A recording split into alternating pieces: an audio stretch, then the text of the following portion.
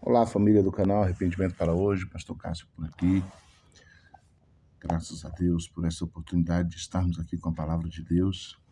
E eu convido você que não é inscrito no nosso canal, que se inscreva, nos ajude, comente, compartilha, faça parte da família, leve a Palavra de Deus mais longe. Vamos ao Senhor em oração. Soberano Deus, eterno Pai, no nome de Jesus, que nós estamos na Tua presença, mais uma vez, diante da Tua santa Palavra. E pedimos que o Senhor nos conceda pelo Espírito Santo entendimento, iluminação, revelação, no nome santo de Jesus Cristo. Amém. Mateus, capítulo 22.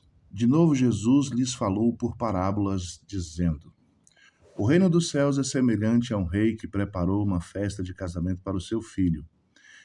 Enviou ainda outros servos, dizendo: Digam aos convidados, eis que já preparei o meu banquete. Os meus bois e animais da engorda já foram abatidos, e tudo está pronto. Venham para a festa.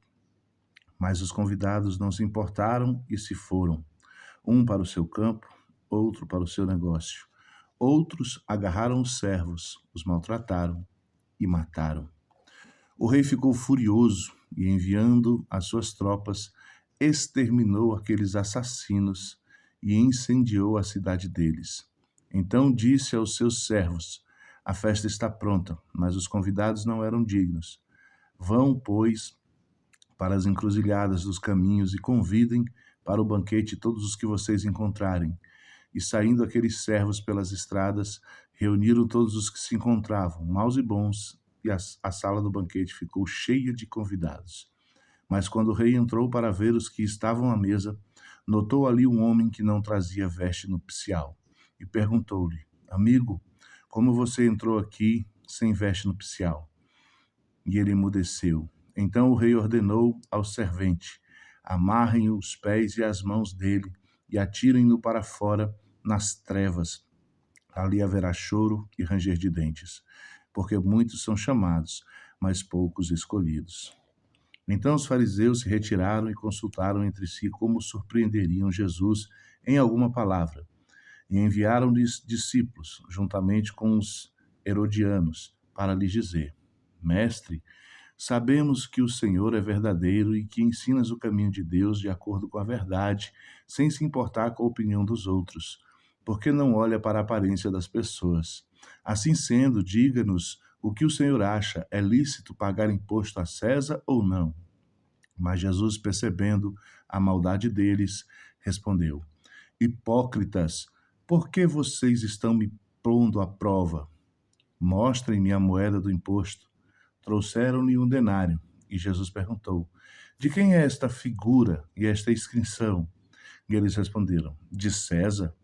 Então Jesus lhe disse: Dei, pois, a César o que é de César, e a Deus o que é de Deus. Ouvindo isso, se admiraram e, deixando-o, foram embora.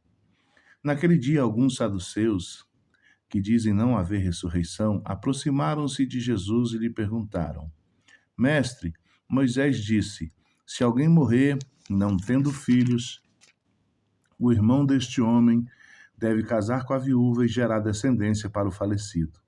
Ora, havia entre nós 7 irmãos. O primeiro, tendo casado, morreu, e não tendo descendência, deixou a sua mulher para o seu irmão. O mesmo aconteceu com o segundo, com o terceiro e até o sétimo. Por fim, depois de todos, morreu também a mulher. Porquanto na ressurreição de qual dos 7 ela será esposa? Porque todos casaram com ela. Jesus respondeu: O erro de vocês está no fato de não conhecerem as Escrituras nem o poder de Deus. Porque na ressurreição não casam nem se dão em casamento, mas são como os anjos no céu. Quanto à ressurreição dos mortos, vocês nunca leram o que Deus disse a vocês? Eu sou o Deus de Abraão, o Deus de Isaque, o Deus de Jacó. Ele não é um Deus de mortos, e sim de vivos. Ouvindo isso, as multidões se maravilhavam da sua doutrina. Entretanto, os fariseus, sabendo que Jesus havia silenciado os saduceus, reuniram-se em conselho.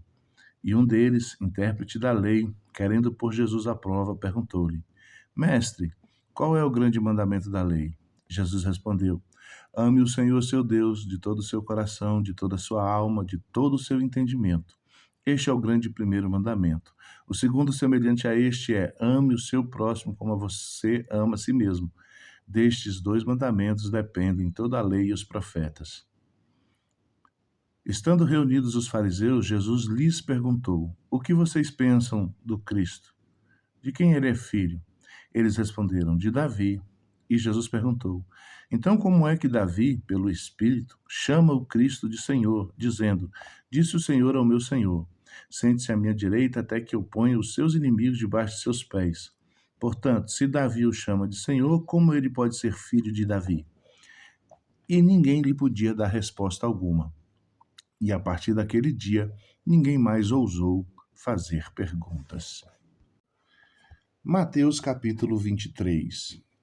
Então Jesus falou às multidões e aos seus discípulos: na cadeira de Moisés se assentarão os escribas e os fariseus. Portanto, façam e observem tudo o que eles disserem a vocês, mas não os imitem em suas obras, porque dizem e não fazem. Atam fardos pesados, difíceis de carregar, e os põem sobre os ombros dos outros, mas eles mesmos nem com um dedo querem movê-los. Praticam todas as suas obras a fim de serem vistos pelos outros, pois alargam seus filactérios e alongam as franjas de suas capas.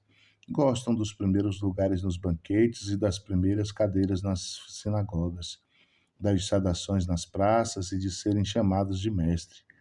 Mas vocês não serão chamados de mestre, porque só um é o mestre de vocês, e todos vocês são irmãos. Aqui na terra não chamem ninguém de pai, porque só um é o pai de vocês, aquele que está nos céus.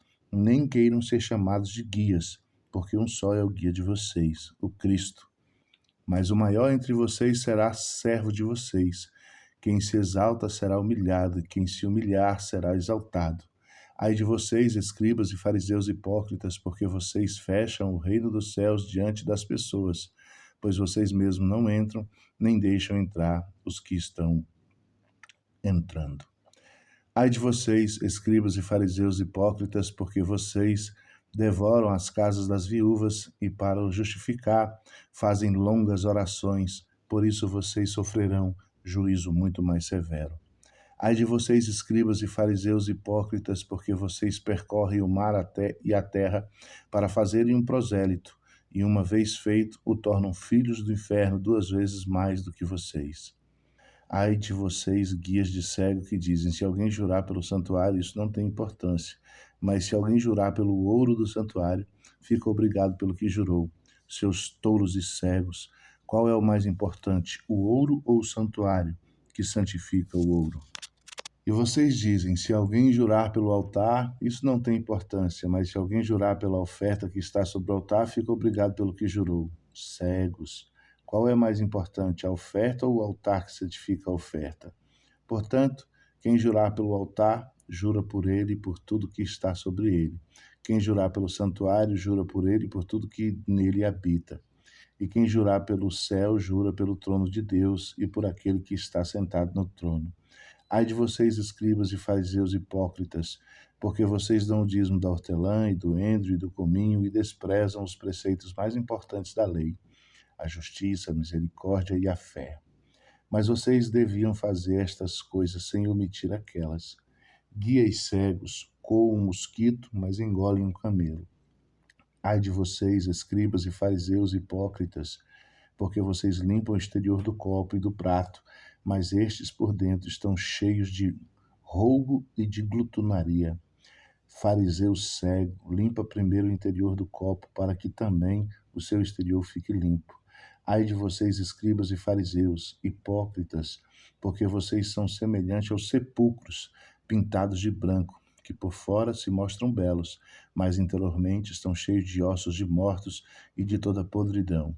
Assim também vocês, por fora, parecem justos aos olhos dos outros, mas por dentro estão cheios de hipocrisia e de maldade. Ai de vocês, escribas e fariseus hipócritas, porque vocês edificam o sepulcro dos profetas, enfeitam os túmulos dos justos e dizem: se nós estivéssemos vivos nos dias de nossos pais, não teríamos sido seus cúmplices quando mataram os profetas. Assim vocês dão testemunho contra si mesmo de que são filhos dos que mataram os profetas. Portanto, tratem de terminar aquilo que os pais de vocês começaram. Serpentes, raça de víboras, como esperam escapar da condenação do inferno? Por isso, eis que lhes envio profetas, sábios e escribas. A uns vocês maltrataram, e a outros crucificaram, e a outros ainda vocês açoitaram nas sinagogas e perseguiram nas cidades, de cidade em cidade, para que recaia sobre vocês todo o sangue justo derramado sobre a terra, desde o sangue do justo Abel até o sangue de Zacarias, filho de Baraquias, a quem vocês mataram entre o santuário e o altar. Em verdade lhes digo que todas estas coisas hão de vir sobre a presente geração. Jerusalém, Jerusalém, você que mata os profetas e apedreja os que lhes são enviados. Quantas vezes eu quis reunir os seus filhos como a galinha junta os seus pintinhos debaixo das asas, mas vocês não quiseram. Eis que a casa de vocês ficará deserta, pois eu lhes afirmo que desde agora não me verão mais, até que venha a dizer: bendito que vem em nome do Senhor. Mateus capítulo 24. Jesus saiu do templo e, enquanto caminhava, os seus discípulos se aproximaram para lhe mostrar as construções do templo. Ele, porém, lhe disse: vocês estão vendo estas coisas? Em verdade lhes digo que não ficará aqui pedra sobre pedra que não seja derribada. Jesus estava sentado no Monte das Oliveiras quando os discípulos se aproximaram dele e, em particular, lhe pediram: diga-nos quando estas coisas vão acontecer e que sinal haverá da tua vinda e do fim dos tempos. E Jesus respondeu: tenham cuidado para que ninguém os engane, porque muitos virão em meu nome dizendo: eu sou o Cristo, e enganarão a muitos. E vocês ouvirão falar de guerras e rumores de guerras. Fiquem atentos e não se assustem, porque é necessário que isso aconteça, mas ainda não é o fim. Porque nação se levantará contra nação e reino contra reino. Haverá fomes e terremotos em vários lugares. Porém, estas coisas são apenas o princípio das dores. Vocês serão entregues para serem maltratados, e eles os matarão. Vocês serão odiados por todas as nações por causa do meu nome. Neste tempo, muitos hão de se escandalizar, trair e odiar uns aos outros. Muitos falsos profetas se levantarão e enganarão a muitos. E por se multiplicar a maldade, o amor se esfriará de quase todos. Aquele, porém, que ficar firme até o fim, esse será salvo. E será pregado o evangelho do reino por todo o mundo, para testemunho a todas as nações. Então virá o fim. Quando, pois, vocês virem situado no lugar santo o abominável da desolação que falou o profeta Daniel, quem lê entenda. Então os que estiverem na Judéia fujam para os montes. Quem estiver no terraço não desça para tirar da casa alguma coisa. E quem estiver no campo não volte atrás para buscar a sua capa. Ai das que estiverem grávidas e das que amamentarem naqueles dias. Orem para que a vossa fuga não se dê no inverno, nem no sábado, porque neste tempo haverá grande tribulação, como nunca houve desde o princípio do mundo até agora, e nunca jamais haverá. Não tivesses aqueles dias sido abreviados, ninguém seria salvo, mas por causa dos escolhidos, tais dias serão abreviados. Então, se alguém disser a vocês: olhem, aqui está o Cristo, ou ali está ele, não acreditem, porque surgirão muitos falsos cristos e falsos profetas, operando grandes sinais e prodígios, para enganar, se possível, os próprios eleitos. Eis que tenho predito isto a vocês. Portanto, se disserem a vocês: eis que ele está no deserto, não vá lá. Ou se disserem: eis que ele está no interior da casa, não acredite. Porque assim como um relâmpago sai do Oriente e brilha até o Ocidente, assim será a vinda do Filho do Homem. Onde estiver o cadáver, ali se ajuntarão os abutres. Logo em seguida, a tribulação daqueles dias, o sol escurecerá. A lua não dará mais a sua claridade, as estrelas cairão do firmamento e os poderes do céu serão abalados. Então aparecerá no céu o sinal do Filho do Homem. Todos os povos da terra se lamentarão e verão o Filho do Homem vindo sobre as nuvens do céu, com poder e grande glória. E ele enviará os seus anjos com grande som de trombeta, os quais reunirão os seus escolhidos dos quatro ventos, de uma a outra extremidade dos céus. Aprendam a parábola da figueira, quando já os seus ramos se renovam e as folhas brotam. Vocês sabem que o verão está próximo. Assim também vocês, quando virem todas estas coisas, saibam que está próximo às portas. Em verdade lhes digo que não passará esta geração sem que tudo isso aconteça. Passará os céus e a terra, porém as minhas palavras não passarão. Mas a respeito daqueles dias e hora ninguém sabe, nem os anjos do céu, nem o Filho, senão o Pai. Pois assim como foi nos dias de Noé, assim será também a vinda do Filho do Homem.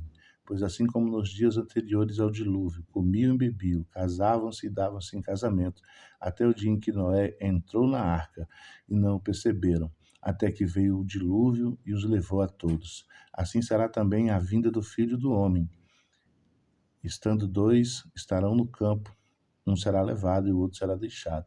Duas mulheres estarão trabalhando no moinho, uma será levada e a outra será deixada. Portanto, vigiem, porque vocês não sabem em que dia virá o Senhor de vocês.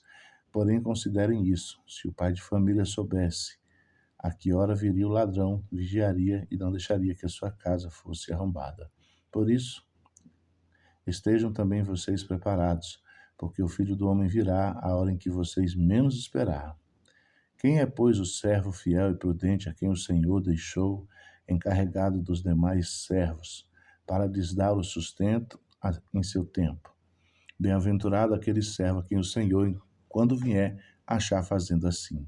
Em verdade lhes digo que ele confiará todos os seus bens. Mas o que acontecerá se aquele servo, sendo mau, disser consigo mesmo: meu senhor demora para vir, e começar a espancar os seus companheiros e a comer e a beber com os bêbados? Virá o senhor daquele servo em dia que não espera e em hora que não sabe, e irá aplicar-lhe um castigo severo, condenando-o com os hipócritas. Ali haverá choro e ranger de dentes.